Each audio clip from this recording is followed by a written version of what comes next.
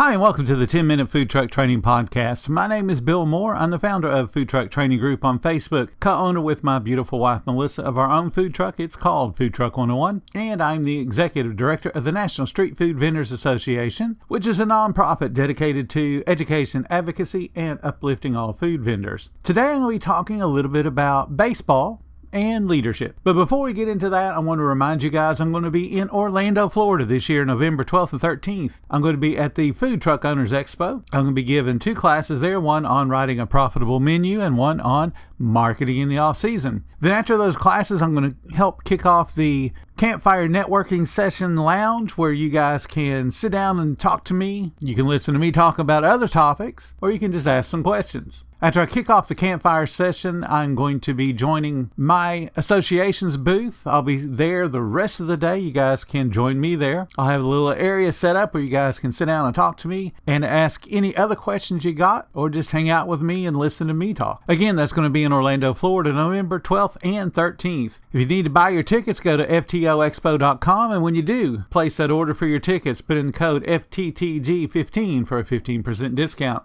I want to thank Table Needs for sponsoring this episode of the 10-Minute Food Truck Training Podcast. Table Needs is a full-service POS system capable of handling your busy food truck, cash, credit card, and reporting needs. Check out the link in the description for more information about Table Needs. So today we're talking about baseball, and we're talking about leadership. I've shared a couple of different stories about how I thought I was the most amazing pitcher in the world, and actually was about the most slow pitcher in the world. And I've also talked about just things to do with baseball in general. So today I'm going to share a story that happened to me when I was in my very early 20s. I lived in a small town in Kentucky, and like most small towns, we had a handful of baseball teams. And the particular league that we were a part of was short of adults to coach the kids. Now, we were coaching essentially beginner kids, so they had very few skills in baseball. They needed to be taught the game in general. And most teams were coached by the parent that had maybe one or two children on that same team. I had no kids. One of my friends had kids that were on the team and asked me if I would help him coach the team. And I said, sure, no problem. So as we start teaching the kids how to play the game during all the practices and stuff, the parents just thought I was just the best person in the world because, again, I had no kids, but I'm out there teaching their kids how to play the game, which allowed those parents to not have to worry about trying to coach kids. All they had to do was watch their youngster play the game. So as we get into the season, so now we're out of the practice, we're out of that teaching them how to play the game, and we're into them actually having to get out on the field and then play. Of course, our league had a bunch of rules that we had to follow, like every member of the team had to play at least one full inning, and the goal was, of course, again, teaching kids how to play the game. Well, we lost the first 5 games that we played. One of the things that I'm really good at is numbers, and I love baseball statistics. I have been a follower of the Cincinnati Reds since 1970, and I tracked all their statistics. And baseball is one of those games that has a crazy amount of statistics as it is. But I'm one of those people that like to just score a game. So I would sit in the dugout while my friend was doing all the coaching, and I would record every pitch. You know, is it a strike? Is it a ball? Where did it get hit to? For both teams. So I had all kinds of numbers based on our team. So after we lost our 5th game, my friend comes up to me, his name was Les, and he said, Bill, we're losing. I said, well, no joke. We are losing. And he said, what are we going to do about it? And I said, let me look at the numbers and we'll see what we can figure out. And I'll come up with a plan for us to at least try for the next game. He said, oh, that'd be awesome. Because he had tried everything he could think of. And what it boiled down to is our team had about as many good players as it had bad players. Now, the bad players, I'm sure as they grew up, became really good players. But when you're in a beginning league, you're going to have a bunch of players that have zero interest in baseball. They're only doing it probably because their parents encourage them to. And you still got to play them. You still got to give them the chance to get out there and take a few swings and get out there and get into a game and have a ball hit to them. So we had to face that challenge as well. So I go home and I pour over the numbers and I'm looking at my scorebook and going, how can we make this better? And then it occurred to me because I started to see patterns. We did have a number of good players, but again, for every good player we had at least one bad player. And what that meant was the way my friend Les was setting up the lineup is it was stacked at the top. So all the good players, all the good hitters were pretty much positions 1, 2, 3, 4, and 5. And then 6 and 7, they were okay. And then 8 and 9 were always the worst players. So basically what you had was you had one inning where you had a potential to score 2 to 3 runs, and then you had the next 2 innings where you probably weren't going to score anything. And that was borne out in the 5 games that we played. We always started the game out strong, but we finished very weak because as he started to replace players, we ended up fielding a team that was mostly weak players.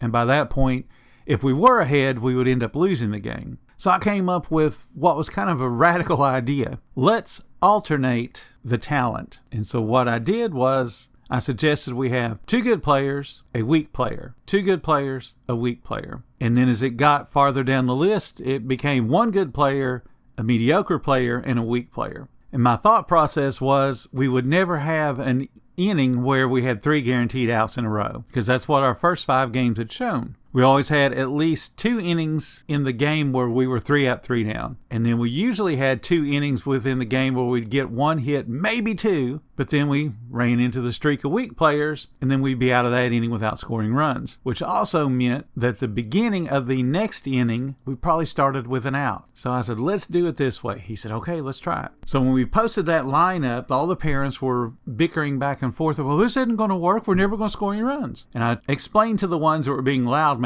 about it that this gives us the better opportunity to score runs if you'll just let us try. And you support your children, we'll support the team. So sure enough, that game we won. Now it was close, but we did win. It was our first win.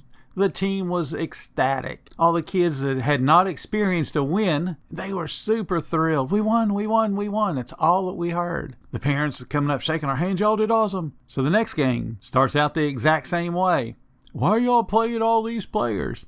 Don't you remember the last game? Oh, no, I wasn't here. So now we have a whole new set of parents that we got to explain to them this strategy will work. So we did it, and we won. And then we won again. And we got to the point where we were 5-5. And we only had 3 more games to play. And then we would start the playoff. And our goal was to at least make it through the playoffs and not lose. But as we got to the point where the playoffs are going to start, more and more parents were showing up to the games. So we started to actually have a little bit of a crowd, which is kind of neat when the crowd supports you. But it's not so neat when the crowd is bickering. Y'all need to put all the good players at the beginning of the lineup so we can score some runs. And we can get ahead and then we don't have to worry about it. We can hold them. Like, that's not how this works. Because getting ahead and then crossing your fingers and hoping the weaker players can hold the other team is not going to work. Now, here's where the leadership comes in. My friend Les caved. So we have started out the season 5 losses, and we have 5 wins in a row. But because of the parents calling him, because again, he was the lead coach, he was the head coach,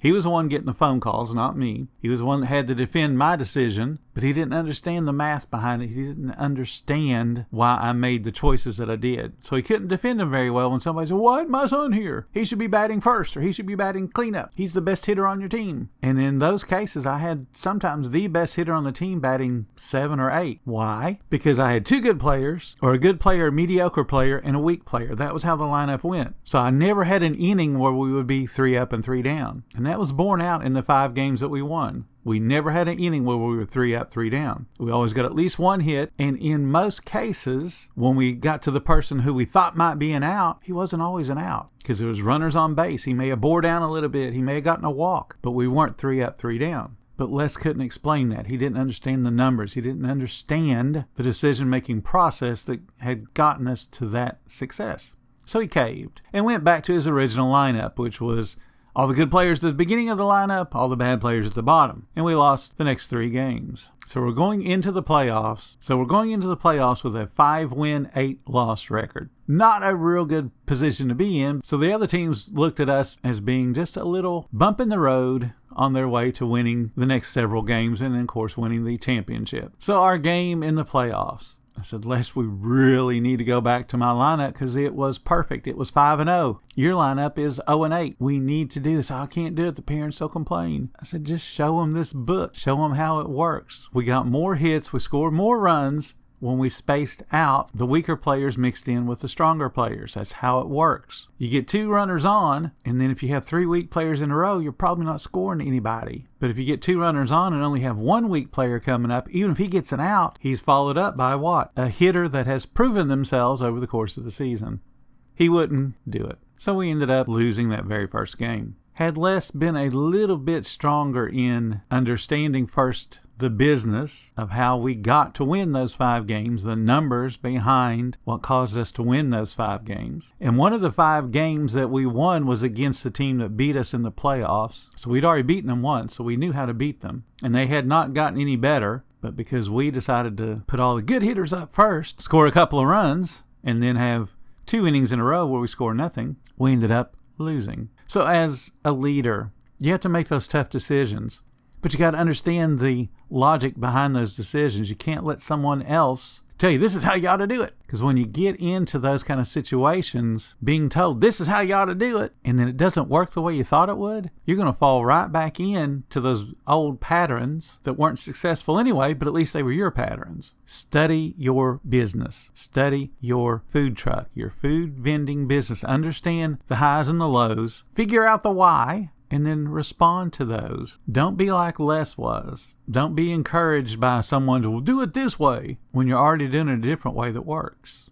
The most successful leaders are the ones that actually lead. When the followers tell them, hey, we've got this idea, they'll explore the idea. But in some cases, when an idea is presented that you know is not going to work, and especially if you have a history that shows this doesn't work, you might not want to repeat it again. So the moral of this story, you got to be strong with your decision. And you got to be quick to change when the input shows that, oh, this is a bad idea. Had Les been a strong leader, when he caved to everybody in that game when we were 5-5 going into the 10th game, instead of just caving and saying, okay, he should have said for game number 12, we're going back to our winning ways. So at least we could have won the next 2 games. But no, he stayed basically a wimp, let the parents who were loud and vocal, my son should be batting 4th. He let them win at the expense of the team losing.